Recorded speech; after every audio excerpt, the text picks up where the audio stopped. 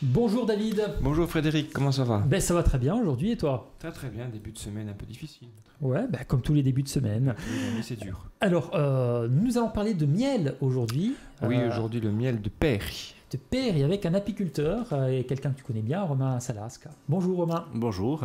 Et merci d'avoir répondu à notre invitation. On va passer la semaine ensemble. On va parler à la fois de votre métier. C'est vrai que finalement, on n'en parle pas trop dans les médias, comment travaillent les apiculteurs au quotidien. Et puis là, on parlera du miel de Corse en particulier. Et on parlera avec toi, David, aussi. De quelques recettes. Voilà, de quelques recettes, parce que le miel, c'est un produit, j'ai l'impression que c'est un produit à part quand même. Mais le miel, je pense qu'on ne travaille pas assez en restauration. Je ne sais pas ce que tu en penses, Romain. Mais c'est un produit qu'on a un peu redécouvert aussi depuis quelques années. Le miel, on en a toujours produit en Corse. Dans chaque famille quasiment ou dans chaque village avait 2, 3, une dizaine de ruches. Donc le miel c'est un produit courant, mais qu'on redécouvre depuis une quinzaine d'années, une vingtaine d'années. Allez, depuis que l'AOC Miel de Corse 98 a vu le jour, c'est vrai qu'on a redécouvert ce produit, et notamment en cuisine. Parce que c'est vrai qu'il y a le côté goût du miel, ça a quand même un goût assez fort. Bien sûr. Et il y a aussi le côté, je ne sais pas si on peut employer le mot pharmaceutique, c'est un produit, ça fait partie des produits des vieilles recettes de grand-mère pour soigner les maux de gorge, etc. Est-ce que ça reste encore aujourd'hui ou est-ce que... Déjà, c'est un produit complètement naturel, qui ne subit aucune transformation. Donc c'est un produit qui est fait par les abeilles, qu'on récolte et qu'on vend tel quel. Donc évidemment, il a des vertus, comme beaucoup de produits naturels, il est bon pour la santé. Alors on a l'image du miel pour le mal de gorge. Bon, au-delà, c'est quand même un produit qui est bon pour le corps en général. Alors aujourd'hui, en ce lundi, Romain Salasque, on va parler tout simplement de votre production. Je ne sais pas si on peut employer ce mot. Oui. On peut employer une production. Donc Fioridiz, ou là, dans la vallée de la Gravogne, à Péry. C'est ça. Quand l'aventure a-t-elle commencé Elle a commencé il y a 7-8 ans. Là, aujourd'hui, donc, j'ai à peu près 200 ruches pour une production à peu près de 5 tonnes de miel par an. Alors, tout dépend des années, hein, c'est fluctuant. Cette année, par exemple, on a un été très très sec, donc on pâtit un petit peu de cette sécheresse et on attend la pluie avec impatience. Voilà, l'aventure, c'est vraiment un choix de vie. Après des études, c'est vraiment un retour à la terre. Travailler chez soi, dans son village, de la terre, et produire quelque chose. Et pourquoi le miel, les ruches est-ce qu'il y a une tradition familiale ou est-ce que c'est un choix personnel? Non, il n'y a pas de tradition familiale. Dans ma famille, on était agriculteurs, on était vignerons. Mes grands-parents étaient vignerons. Après, on a connu tous les déboires des années 60, l'agriculture en général et qui avait du mal. Le choix de l'apiculture, ça a été la passion des abeilles, de produire du miel, et aussi une facilité, je dirais, de pouvoir s'installer, parce qu'on a une grosse difficulté quand même à trouver du foncier. Je pense aux bergers, je pense aux vignerons, je pense aux maraîchers. On a des difficultés à trouver du foncier avec la pression foncière. Voilà. Donc l'apiculture, c'était aussi un moyen de pouvoir s'installer en agriculture et de produire quelque chose. Oui, excuse-moi, David. Ça, c'est sur la commune de Péry. Commune de Péry, mais au-delà, sur quasiment toute la Corse, au moins tout le littoral. Non, mais toi, tu produis essentiellement sur la commune de Péry. Je produis sur Péry, je transhume au Golfe de Lave, chez Paul Bianc, d'ailleurs, que vous avez reçu la semaine dernière. Je transhume également sur Bocognane, sur Bastilega, sur Bastilegaccia. Voilà, on suit les mielés au fur et à mesure des floraisons et des saisons. La transhumance est faite pour justement faire les différents miels que tu produis. Voilà, pour produire la gamme AOC Miel de Corse. C'est-à-dire que on parlait de foncier tout à l'heure, sur un petit espace, on peut faire une production intéressante. C'est ça l'avantage. Quelqu'un, par exemple, qui a à faire des fruits, a besoin d'un verger, donc il faut beaucoup d'espace. Le miel, il y a un avantage à ce niveau-là. Le miel, si vous voulez, il nous faut un emplacement pour poser les ruches. Voilà, donc ça peut être 500, 1000 mètres, 2000 mètres carrés, pas trop près des habitations pour pas gêner les voisins, voilà, mais on n'a pas cette contrainte de foncier où pour planter des pêchers, par exemple, il va falloir 15 ou 20 hectares, et qui est aujourd'hui très difficile à trouver. C'est-à-dire que selon la saisonnalité, tu choisis l'endroit où tu vas transhumer. Voilà, exactement. Et tu disposes tes ruches chez un agriculteur ou dans un champ. Chez des gens qu'on connaît, des amis. Là, en l'occurrence, par exemple, chez Pau, au Golfe de Lave, il y a une floraison d'asphodèles extraordinaire sur le printemps. Bon, on est dans un cadre magnifique, on est au bord de l'eau. Voilà, c'est vraiment les conditions idéales. Bon, Paul est un ami, il nous laisse mettre les ruches très volontiers. Voilà, c'est aussi un échange entre agriculteurs. Ça nous permet de se rencontrer, ça nous permet de s'aider. C'est aussi une profession coopération, quand même, l'entraide est nécessaire. Et on change souvent d'emplacement pour les ruches dans une année, par exemple? Dans une année, 3 à 4 fois. Ça part de fin février jusqu'à fin août. Voilà, c'est la saison. Et on choisit, je suppose, les endroits par rapport à la faune, à la flore surtout. À la flore, voilà, à la flore et à l'altitude. C'est-à-dire que selon l'altitude, les floraisons ne sont pas les mêmes. L'asphodèle, par exemple, c'est plutôt entre 0 et 200 mètres, 300 mètres. À partir de 150 jusqu'à 400-500, ça va être le maquis de printemps, donc la bruyère, sur le printemps.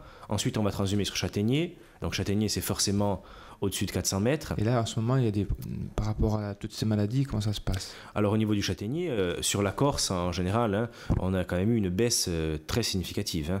Le Cynips, notamment en Castaniche, où c'était des gros bassins de production, il y a eu une dégringolade terrible. On va se quitter, on va poursuivre cette discussion demain. Romain Salas, qui est notre invité cette semaine, donc un apiculteur. David, nous en rendez-vous demain avec Romain. Demain, merci beaucoup. À demain. À demain.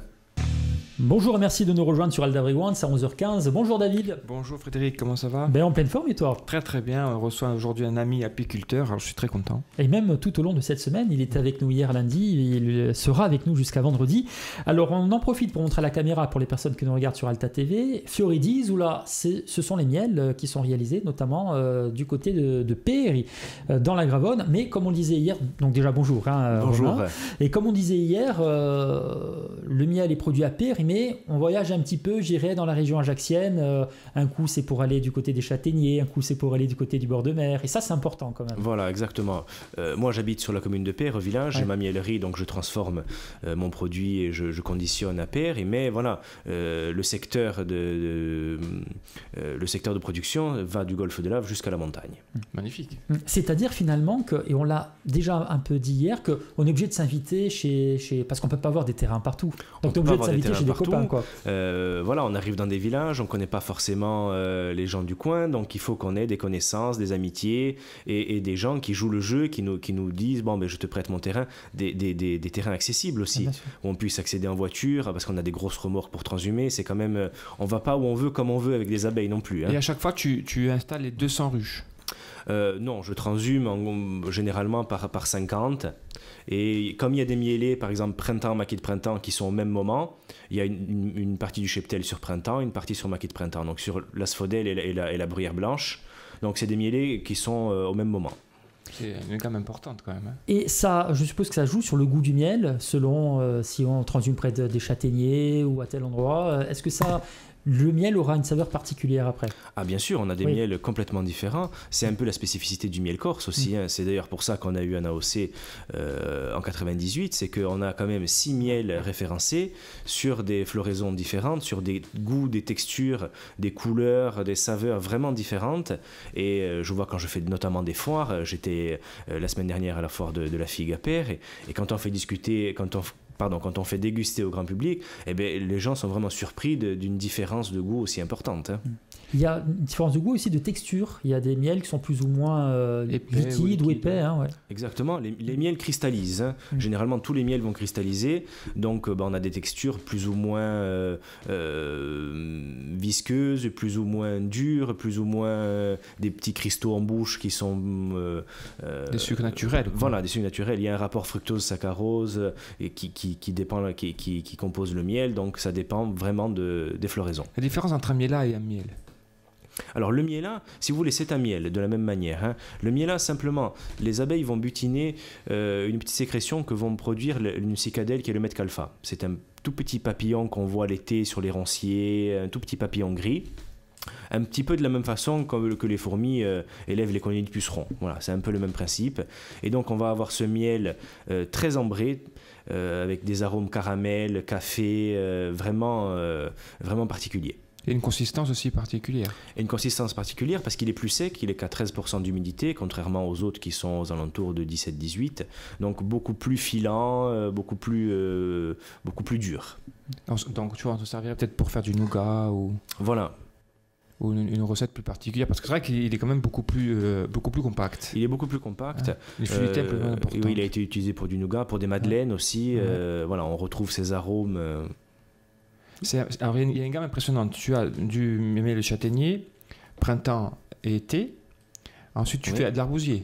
Alors, quand on peut en faire, quand les saisons le permettent, on en fait un petit peu. L'arbousier, ça va être dans un petit mois, quand l'arbousier fleurit. Encore faut-il qu'il pleuve pour que les plantes nous fassent des fleurs. Donc le principe, c'est que l'abeille va sur la plante, la butine, et après elle récolte le nectar, qu'elle ramène à la ruche, et il va être conditionné dans des petites alvéoles, et il va être ventilé pour que le taux d'humidité du miel, parce que par exemple sur l'arbousier, ça va être octobre, novembre, c'est des périodes quand même où c'est très humide. Donc pour pas que ce miel fermente, parce qu'au-delà d'un certain taux d'humidité, le miel va fermenter, les abeilles vont le ventiler pour qu'il tombe à un degré d'humidité correct, pour qu'il soit maintenu. C'est extraordinaire. Et toi, David, tu utilises beaucoup ce produit dans ta cuisine? Nous, on l'utilise en pâtisserie, oui. Mais aussi sur des plats sucrés-salés. On peut faire un mignon de porc au miel, on peut faire un magret de canard au miel, on peut faire un poisson avec une sauce crème et miel. Il y a une palette intéressante autour du miel et autour des saveurs justement qui sont différentes selon les miels que tu utiliseras. En pâtisserie, on peut faire du nougat, on peut faire des mousses, on peut faire des crèmes, on peut faire de la glace. Pain d'épices aussi, je crois. Le pain d'épices, oui, le pain d'épices, bien évidemment, c'est un composant essentiel du pain d'épices, c'est le miel. Et quand tu trouves des gammes tout à fait différentes comme le fait Romain, tu as la possibilité de décliner des recettes selon les saveurs que tu veux donner à ta recette. Fioridis, c'est le miel qui est produit du côté de Péry par Romain Salas, apiculteur, qui est notre invité cette semaine. Romain, on se quitte, on se donne rendez-vous demain, parce que j'ai plein d'autres questions. Je vous avoue que c'est un métier que je découvre un petit peu. Alors je pense que toi, David, tu connais un peu mieux, je pense. Oui, parce que moi, j'ai la chance d'être aux côtés des producteurs régulièrement. Mais c'est vrai qu'on a pas mal de questions et que c'est important de faire découvrir ce métier. Donc à demain, Romain. À demain. Bonjour et merci de nous rejoindre sur Alda Bregouan, ça comme tous les jours à 11h15 avec votre émission Sapo et en compagnie de David Metzak. Salut David. Salut Frédéric. Et notre invité cette semaine, un apiculteur, Romain Salasca. Bonjour Romain. Bonjour. On en profite pour remontrer à la caméra, pour les auditeurs d'Alta TV, le miel Fioridis ou la Mele de Gorsiga, miel de Corse. Alors là, c'est le miel maquis d'été, puisqu'il y a plusieurs gammes. Voilà, c'est le maquis d'été. Et on a une autre... qu'on va prendre tout de suite, c'est miel de printemps. Alors justement, quelles sont les différences entre tous ces miels c'est évidemment la floraison. Oui. Le miel de maquis de printemps, par exemple, c'est un miel qui est produit essentiellement sur la bruyère blanche en moyenne montagne, aux alentours de 200-300 mètres d'altitude. Le maquis d'été, c'est un miel qui est produit aux alentours de 800 mètres sur l'antilis, qui est une plante endémique. Que je produis, moi en l'occurrence, au-dessus de Boconia, notre Boconia Nevitzavon. Et en tout, vous avez combien de différentes gammes? Alors il y a 6 miels, 6 miels dans la gamme qui est référencée en AOP, donc du plus doux au plus fort, du printemps jusqu'au miel d'arbousier, le maquis d'automne, qui est un miel en l'occurrence qui est très apprécié par les chefs de cuisine parce que c'est un miel vraiment, vraiment amer en bouche et on peut faire de très belles choses en cuisine. Oui, il faut surtout faire attention parce qu'on s'est détourné un peu du miel en cuisine parce qu'on en a eu une utilisation un peu lourde, je dirais. Parce que c'est comme pour tout, il faut apporter des notes, des touches de miel et non pas apporter le pot de miel dans la sauce ou dans un dessert. C'est ça qui je pense, qui a été un petit peu défavorable à l'utilisation du miel dans la cuisine parce qu'on en a eu une utilisation un peu trop intensive. On a la main un peu lourde. Peu lourde, ouais, et ça devient très désagréable finalement. Ça prend le dessus alors qu'on devrait apporter des touches de miel. Et quand tu apportes une touche de miel, tu as envie de regoûter et de revenir dessus. Un peu comme le safran dont on parlait. Voilà, c'est des produits qui sont très aromatiques. Alors il faut savoir les doser et ne pas... Quand on fait une sauce par exemple sucrée-salée, si tu viens apporter la même densité de sauce à la densité de miel, je dirais, tu as une sauce qui devient très compacte. Non, mais c'est sûr. Et puis il y a aussi le fait que jusqu'à il y a quelques années, on utilisait beaucoup des miels venus d'Europe de l'Est, de l'acacia, qui sont des bons miels de consommation courante, mais qui en cuisine n'ont aucune saveur. Non, en plus ça se perd. Ça se perd en cuisine. Donc nos miels en Corse, on a la chance d'avoir des miels assez typés. Donc pour la cuisine, on retrouve aussi quand même un goût certain. Est-ce qu'on peut faire du miel bio ? Bien sûr qu'on peut faire du miel bio. Il y a d'ailleurs des apiculteurs en Corse qui sont en bio. Je ne vous cache pas que c'est quand même assez difficile vu la mortalité qu'on a quand même en général. On est obligé de renouveler un tiers à 50% du cheptel par an. En bio, ça accentue un peu plus ce ratio, donc il y a quand même peu d'apiculteurs. La mortalité est due à quoi essentiellement ? La mortalité est due à Varroa, c'est un pou de l'abeille qui a été introduit en Corse il y a une vingtaine d'années, qui fait quand même, qui affaiblit les colonies fortement. On a ensuite le fait de les transhumer, hein, ça épuise beaucoup plus les reines, puisqu'on multiplie les miellets, alors que si on avait des ruches sédentaires, elles dureraient un peu plus longtemps. Alors au niveau des pesticides, nous, sur la région ajaxienne, on n'est pas trop touché, parce que ce n'est pas des zones de grande culture, puis on n'est pas sur des monofloraux. On n'est pas comme sur le continent où ils font du miel de colza, où il y a des milliers d'hectares autour de colza, et le jour où il y a un traitement, toutes les abeilles sont sur colza. Nous, quand il y a une mielée de maquis de printemps, elles butinent une fleur, mais elles en butinent des milliers autour, donc on n'a pas ce problème-là. L'inquiétude qu'on a aujourd'hui, c'est par rapport au traitement plutôt, notamment sur Xylella fastidiosa, où c'est des traitements en fin de journée. Alors il faut lutter contre cette maladie, c'est évident, mais en même temps on a eu de nombreuses réunions avec les services de l'État pour justement essayer de ne pas non plus nous flinguer toutes les ruches qui sont à côté, parce que ça serait accentuer le problème. Voilà. Oui, parce que finalement vous n'êtes pas touché directement par ce problème, mais effectivement, si la végétation qui est autour de vous, elle est traitée ou elle est... Mais on n'est pas encore touché. Disons que si Xylella vient à s'en prendre à beaucoup de végétaux, on sera évidemment touché, comme le cynipe sur châtaignier. Ça touche les castagniculteurs, mais ça touche aussi les éleveurs porcins, les apiculteurs. Il y a toute une chaîne derrière de personnes qui sont touchées. C'est ces traitements, les traitements contre les moustiques également. C'est quand même des choses où on craint toujours un traitement quand l'homme se met au milieu, généralement... Là, le traitement qu'ils font pour la xylelle, contre la xylelle, on n'est pas sûr du résultat, mais on traite quand même. Alors, on n'est pas sûr du résultat. C'est le principe de précaution, je pense, qui vaut. Hein. Évidemment qu'il vaut mieux traiter peut-être que de ne rien faire, mais on n'a vraiment pas beaucoup de retours. Il y avait justement un débat à la foire de la figue dimanche dernier. Et finalement, tout le monde se sent un peu impuissant, mais le principe de précaution prévaut quand même. Au niveau de la gestion des abeilles, puisque là, David, tu parlais de la mortalité, mais au niveau des natalités, je suppose que c'est comme lorsqu'on a un troupeau de vaches, finalement, il faut quand même gérer le nombre d'abeilles. Ça se fait comment, ça ? Alors, le nombre d'abeilles dans la ruche, il se gère un petit peu tout seul. C'est selon la mielée qui arrive, je dirais. La reine va pondre jusqu'à 3000 œufs par jour quand c'est le moment, justement pour renouveler les abeilles, parce qu'il faut savoir qu'une colonie saine et en forme peut avoir jusqu'à 80 000 individus. Donc il faut un renouvellement certain, parce qu'une abeille qui travaille du lever du jour jusqu'aux dernières lueurs de la journée, elle va faire quasiment des centaines de kilomètres dans la journée pour aller chercher du pollen, pour aller chercher du nectar, pour aller chercher de l'eau, pour nettoyer la ruche. Enfin, il y a tout un tas de tâches à effectuer, donc il faut un renouvellement très important. Ce sont quand même des insectes fascinants, un peu comme les fourmis. Ah oui, il y a une organisation militaire. Incroyable. Une organisation militaire. Exactement. On va poursuivre cette discussion demain, Romain Salasca et bien sûr David. À demain pour la suite de cette semaine en compagnie des abeilles. À demain. Vous êtes sur Alta Freguenza, il est 11h15. Bonjour David. Bonjour Frédéric. Bonjour Romain Salasca. Bonjour. On rappelle que vous êtes apiculteur à Peri et que vous faites notamment le miel Fiori d'Isola avec 6 gammes différentes, 6 produits différents, donc que l'on découvre cette semaine sur Alta. C'est sympa quand même, hein, David, parce que c'est vrai que, comme on l'a dit en début de semaine, c'est pas fréquent de consacrer une semaine entière à un apiculteur. Non, c'est vrai. On découvre des choses. Il y a la foire du miel à Mours où on peut se renseigner sur pas mal de miel et de façons de faire, mais c'est vrai que je pense que dans les médias, ils n'y sont pas assez, nos amis apiculteurs. Mais on les montre, y compris sur Alta TV. Voilà notamment 2 exemples de Fiori d'Isola. Vous pouvez nous retrouver sur www.alta-freguenza.com, bien sûr, pour retrouver les émissions en audio et en vidéo.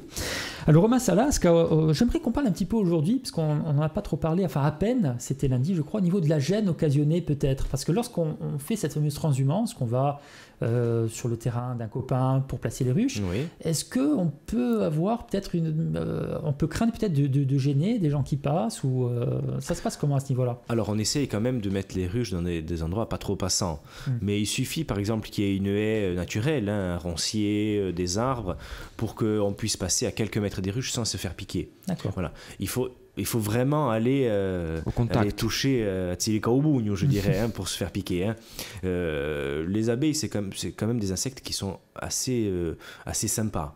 Voilà, il faut vraiment qu'une abeille vienne vous taper dessus pour qu'elle vous pique. Donc on n'a pas trop de problèmes. Maintenant, à nous d'être prudents. C'est sûr, quand on met 50 ruches au même endroit, on essaye de ne pas les mettre sur des chemins passants. Et il ne faut pas les embêter, je crois, parce qu'on voit des fois dans des dessins animés un peu rigolos, on va embêter les abeilles qui sont dans la ruche et là... non, c'est sûr que c'est une agression. Donc il y a des gardiennes qui sont postées devant la ruche qui vont dire aux autres, voilà, il se passe quelque chose. Donc là, tout le monde va sortir pour défendre le butin. C'est pas un mythe donc. Non, il faut pas les embêter. Non. Moi, quand je veux ruche, je suis habillé, combinaison, masque, gants, vraiment parce qu'on se fait piquer. Et tu les enfumes un petit peu. On les enfume, voilà. La fumée permet de les calmer, c'est une fumée froide, ça permet de les calmer et de pouvoir travailler dans la ruche. On les enfume avec quoi ? On les enfume avec... alors on peut traditionnellement le faire avec des aiguilles de pin, avec des sacs en toile de jute. Alors on a modernisé un petit peu tout ça parce que c'est pas toujours... on a des petits granulés qui sont fabriqués pour ça et qui font une fumée justement froide pour éviter de brûler les abeilles. Tout est pensé. Mais il vaut mieux. Et est-ce qu'on trouve encore aujourd'hui du miel au naturel ? On va se promener... Dans la campagne, oui. On trouve du miel. On trouve du miel, par exemple, dans certaines maisons qui sont abandonnées. Entre le volet et la fenêtre, il y a une colonie qui s'est installée, qui est là depuis quelques mois. Et donc, on trouve des grandes plaques de cire remplies de miel. On peut avoir, des fois, 20-30 kilos de miel dans une fenêtre. Hein. C'est pas surprenant. Hein. On peut trouver où ta gamme de miel, à part dans les foires, bien entendu ? Alors, dans les foires, dans un certain nombre de magasins sur Ajaccio, un petit peu à l'export aussi, voilà. Dans des grandes maisons, j'ai entendu aussi. Hein. Dans des grandes maisons, notamment à Monaco, à l'hôtel de Paris, chez Alain Ducasse, que tu dois bien connaître. Que j'ai fréquenté un peu. Et auprès des restaurateurs ? Je suppose. Auprès des restaurateurs, essentiellement David, également à Année, puis sur Ajaccio. Voilà. Mais c'est vrai que c'est un créneau avec les chefs, il faudrait qu'on développe plus Mais il faut avoir la production secteur. Aussi. Il faut avoir la production aussi, voilà. C'est pas évident de produire en fait. C'est pas évident de produire, voilà. C'est très fastidieux finalement. C'est fastidieux, alors on arrive quand même à produire, mais après répondre à tout le monde. Et puis après, il y a un travail plus de commercial. Il faudrait aller rencontrer les chefs, il faudrait aller... Voilà. Et ça, c'est du temps qu'on n'a pas forcément. Et puis en plus, tu t'es mis dans la vigne maintenant. Et maintenant, j'ai également planté 1,5 hectare de vigne, donc c'est un travail supplémentaire. Là, par contre, c'est une tradition familiale, si on a bien compris. Hein. Voilà, mes grands-parents étaient vignerons, et puis la Plaine de Peyre, vous savez qu'Appelach, c'était vraiment un bassin de production important. Hein. Il y a eu jusqu'à 38 vignerons à l'après-guerre. C'est énorme. Quand on entend ça, on se rend compte qu'on vit dans un autre monde finalement aujourd'hui. Appelach, c'était le patrimoine d'Ajaccio, si vous voulez. On ne se rend pas compte.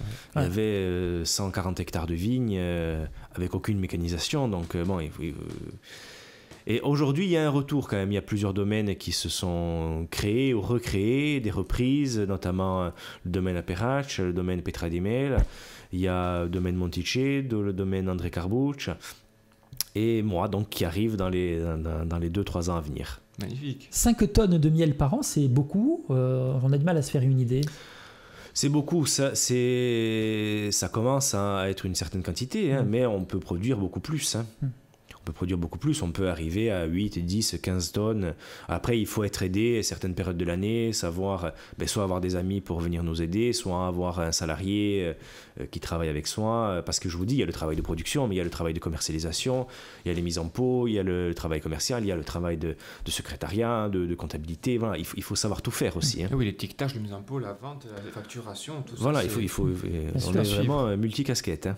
Et les abeilles travaillent tout le temps, toute l'année, ou il y a des périodes où elles se reposent un peu quand même? Alors, elles travaillent tout le temps quasiment parce qu'elles sortent prendre de l'eau, elles vont nettoyer la ruche, elles vont s'occuper du couvain, donc des larves d'abeilles.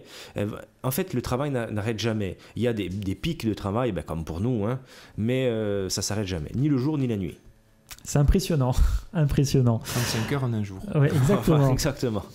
Romain Salas, qui est notre invité cette semaine, donc apiculteur, il produit le miel Fioridis, avec 6 gammes différentes. On se quitte, messieurs, on se donne rendez-vous demain, parce que demain, justement, David va nous expliquer ce qu'on peut faire justement de ce miel au travers d'une recette. Donc à demain. À demain. À demain. Et merci de nous rejoindre. Bonjour David. Bonjour Frédéric. Pleine forme en ce vendredi. Oui, c'est la journée un peu gourmande aujourd'hui. Dernier jour de la semaine, avec notre invité Romain Salasca. Bonjour Romain. Bonjour. Merci d'avoir répondu à notre invitation. On remonte à la caméra pour Alta TV. Fiori di Isola, les produits réalisés par notre apiculteur cette semaine.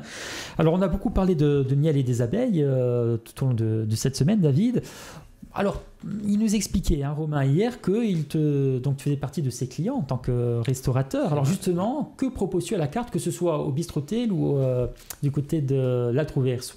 Alors, Bistrotel, c'est vrai que pour l'instant, on n'a pas trop encore remis les pieds dans le pot de miel. Non, mais moi le premier, déjà, je ne suis pas encore venu, débordé de travail. Mais c'est vrai que l'Altroverse, on en a utilisé souvent parce qu'à travers les recettes de glace, de sorbet, de mousse, de macarons, etc. Donc on a utilisé pas mal le miel. Et on peut proposer comme recette aujourd'hui une souris d'agneau, juste rosée à l'os avec une sauce au miel et cédra. D'accord. Alors je ne sais pas si tu fabriques du vinaigre de miel. Non, c'est un projet. C'est un projet. C'est un produit que j'adore, le vinaigre de miel. Il y a Michel Gacon à Loz qui en fabrique. C'est un produit extraordinaire qui concurrence facilement le vinaigre balsamique. Ah oui, c'est vraiment... Bon, tu m'en fabriqueras. Mais j'y pense fortement. Et la particularité, c'est parce que le miel, c'est sucré. C'est à base d'hydromel. Ouais. Voilà. C'est une fabrication en base d'hydromel, donc souvent c'est vieilli en fût de chêne. Voilà. En fait, il y a une transformation alcoolique du miel en alcool, en hydromel, et puis une transformation acétique pour le vinaigre. Donc il y a 2 étapes avant d'arriver au vinaigre. Oui, après il y a une ventilation, enfin, du moins voilà. comme un peu pour le vin, la part comme des pour le vin, voilà, exactement. Ça vient se réduire. C'est un vinaigre qui est ambré. Des fois il est un peu blond, mais le meilleur est quand même le plus ambré. Il est légèrement ambré. Vieilli en fût de chêne, c'est un produit que je travaille beaucoup. Donc il faut ce vinaigre-là en particulier pour cette recette. Il faudrait, oui, si on peut, sinon un vinaigre blanc ou un vinaigre rouge, selon ce que vous pouvez avoir chez vous.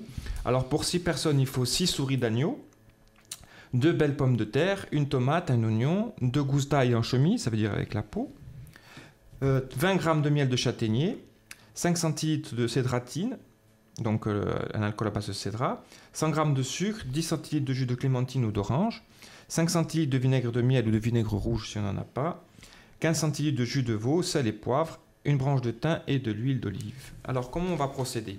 On va parer les souris d'agneau, on va les gratter, l'os, parce qu'on veut que l'os soit blanc, et on va l'entourer d'une feuille d'aluminium, le manchon de la souris d'agneau, afin d'éviter que ça caramélise et que ça noircisse et qu'on n'ait pas l'effet escompté. Dans un plat allant au four, on va disposer les rondelles de pommes de terre. Puis par-dessus, on va rajouter les souris d'agneau. On va les lustrer à l'huile d'olive, ça veut dire avec un pinceau venir juste peindre, je dirais, les souris d'agneau. On va arroser de sel et de poivre. On va ajouter l'ail en chemise et une tomate coupée en 4. Donc c'est assez facile pour le process de cuisson. On va rajouter l'oignon aussi coupé en 4. Je préfère garder les peaux d'oignon et d'ail pour qu'on puisse avoir vraiment toutes les saveurs concentrées. On va rôtir, donc la cuisson rôtir, c'est cuit au four chaud durant 20 à 30 minutes les pièces de souris d'agneau à une température de 160-170 degrés. Il ne faut pas cuire trop fort, il faut vraiment que faut pas qu'il y ait une caramélisation trop importante des pièces, il faut vraiment que ça soit fondu, soyeux, toujours avec un petit peu une cuisson rosée. Et on va les arroser fréquemment avec le jus de cuisson que l'on aura obtenu. Pendant que ça cuit, on va réaliser la sauce. Alors comment on procède? On va réaliser un caramel avec le sucre et le vinaigre de miel ou le vinaigre de vin rouge. Quand le caramel est réalisé, on le décuit avec le jus de clémentine ou le jus d'orange. Ça veut dire on stoppe la cuisson et on vient rajouter le miel. Alors, comme je disais dans la semaine, on ne va pas rajouter un pot de miel dans une sauce pour 6 personnes. La valeur de 20-30 grammes, 40 grammes, selon le caractère que l'on veut y donner, ça sera suffisant. On va porter à ébullition, on va faire réduire tout ça, et on va rajouter un peu de jus de veau pour venir apporter cette couleur un peu brune, un peu aussi le caractère de la viande. On va saler, poivrer, et bien sûr, on va goûter pour voir si on a toutes les saveurs que l'on veut. La clémentine ou le jus d'orange, le vinaigre, le miel. On va laisser réduire et on va rajouter, soit si on n'a pas de cédratine, on peut râper un cédra donc avec une petite râpe, soit on vient rajouter 4-5 centilitres de cédratine pour venir relever un peu cette sauce. À la sortie du four, donc on va sortir nos souris d'agneau, on va les laisser reposer. En général, on laisse reposer le temps de la cuisson pour que le sang reprenne sa place à l'intérieur de la pièce de la souris d'agneau et pour que la cuisson soit uniforme. On va venir ensuite, avant le service, arroser de sauce au miel nos souris d'agneau et on va servir directement notre petite souris d'agneau sur notre assiette avec une petite purée de pommes de terre ou une petite semoule de maïs. Et c'est là que tu m'appelles pour la dégustation, bien évidemment. Il m'a mis l'eau à la bouche, je ne sais pas Romain si c'est votre cas. Ça donne envie d'aller au bistrotil. Je pense que ce midi, je vais passer dans le coin. Non, effectivement, est-ce que c'est facile à faire ? C'est facile à faire. On mettra la recette, si tu veux bien, sur la page Facebook de Aldatra Fragrance. Et même sur le site internet. Et sur le site internet. Ou non, c'est facile à faire. Il suffit de maîtriser un peu la cuisson et avoir fait au moins une fois une sauce sucrée salée, mais il n'y a rien de compliqué. Voilà, Romain, ce qu'on peut faire avec vos produits. Eh bien, ça donne vraiment envie. Et vous cuisinez, vous, en particulier, non Non, pas trop, mais il faudrait peut-être s'y mettre avec l'âge. En tout cas, merci d'avoir répondu à notre invitation, Romain Salas. Quand on rappelle donc ce miel Fioridis qu'on peut trouver dans la Gravonne, du côté de Père, qu'on peut aussi trouver partout, je pense. Oui, dans pas mal de boutiques. En tout cas, c'est moi qui vous remercie de m'avoir invité et d'avoir passé un moment avec vous. C'était très agréable. Rendez-vous la semaine prochaine, David, avec un nouvel invité. Avec un nouveau producteur. Avec un nouveau producteur. Bon week-end et à lundi.